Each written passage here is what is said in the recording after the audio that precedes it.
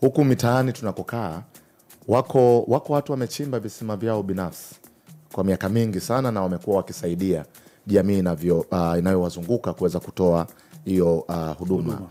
Kama serikali mnafanyaje kwa watu binafsi ambao wanatoa huduma ya maji kuhakikisha maji yanayowafikia wananchi yanakuwa ni maji safi na salama?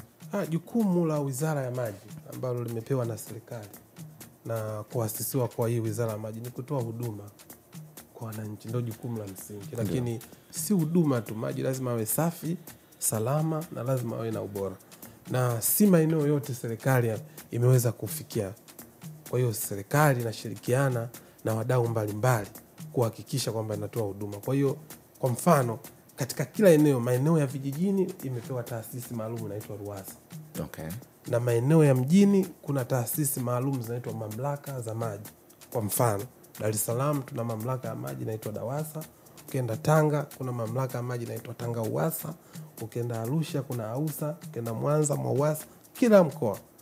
Kwa hiyo kwa eneo ambalo lipo kwa mjini halijafikiwa, manake mwenye mamlaka ya kutoa huduma pale hapa Dar es Salaam ni DAWASA. Kwa mfano labda Vingunguti hakuna maji, lakini kuna mdau anataka kutoa ile huduma, manake lazima apate kibali kwa DAWASA.